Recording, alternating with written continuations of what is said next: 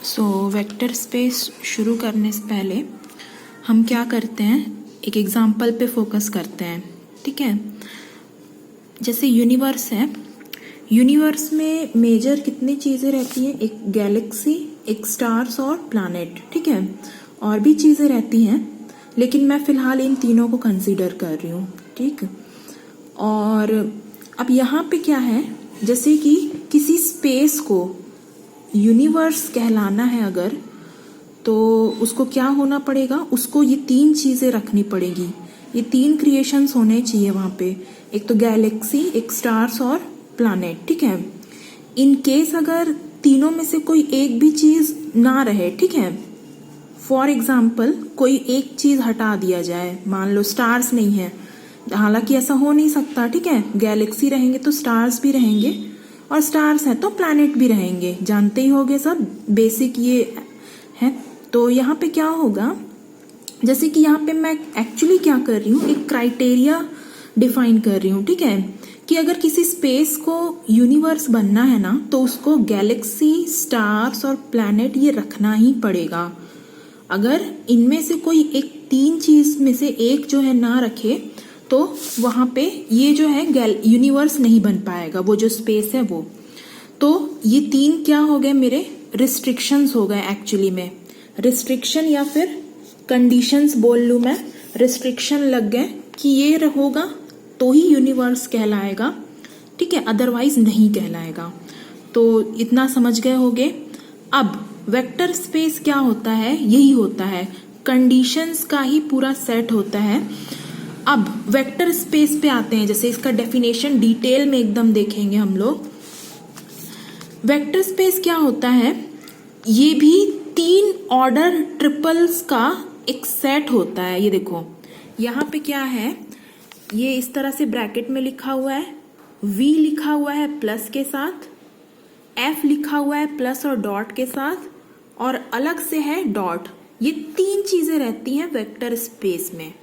ठीक है, V plus के साथ, F प्लस डॉट के साथ, और ये डॉट एक अलग से, इसको हम लोग बोलते हैं ऑर्डर ट्रिपल। ठीक, ऑर्डर ट्रिपल। तो अब ये एक्चुअली में है क्या, ये जो सेंड की हूं मैं, मतलब ये लिखा हुआ ही क्या है। तो देखो, वेक्टर स्पेस, कोई भी स्पेस वेक्टर स्पेस हो जाता है अगर उसके पास ये तीन चीजें रहें। एक तो सेट V रहे, वो प्लस के साथ एक क्या बोलते हैं, अबेलियन ग्रुप बनाए। ठीक है, और एक रहता है F, वो प्लस और डॉट ऑपरेशन रखता है, और एक डॉट जो है वो अलग से रहता है। ठीक, तो सबसे पहले हम लोग आते हैं V पे। ये जो है V, इसको हम लोग बोलते हैं वेक्टर्स का सेट। ठीक है, क्यों बोलते हैं वेक्टर्स का सेट, क्योंकि ये वेक्टर रखता है। और वेक्टर क्या चीज होता है, जो बचपन में वेक्टर पढ़े हो उससे थोड़ा अलग है। ठीक है, हालांकि वेक्टर के पास डायरेक्शन रहता है, वो चीज यहाँ पे भी इम्प्लीमेंट होता है, पर ये यहाँ पे उससे अलग है। दूसरा ये क्या है, F, ये चीज जो है ये सिर्फ प्लस का ऑपरेशन रखेगा, ये चीज ध्यान रखना।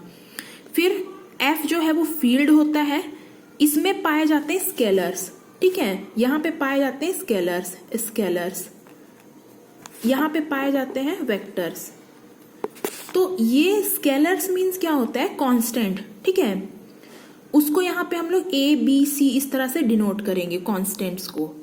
और ये जो है ये F वाला, इसको बोलते हैं फील्ड, फील्ड। ठीक है, तो ये प्लस और डॉट दोनों सेट को दोनों ऑपरेशंस को रखता है। अब यहाँ पे क्या होगा, एक अलग से डॉट ऑपरेशन भी रहेगा। तो ये डॉट किसके किसके बीच लग सकता है, ये डॉट जो है F के और V के दोनों के एलिमेंट्स के बीच में लग सकता है।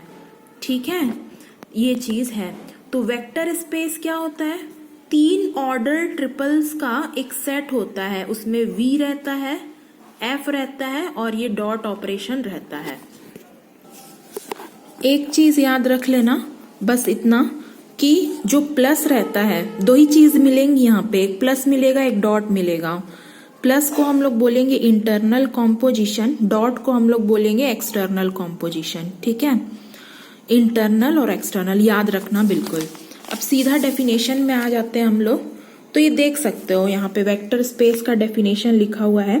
देखो, ध्यान से सुनना, let F plus dot be a field, the elements of F will be called scalars, let non empty sets whose elements will be called vectors, then an order triple v plus dot f plus dot and अलग से भी एक और dot is vector space over the field f।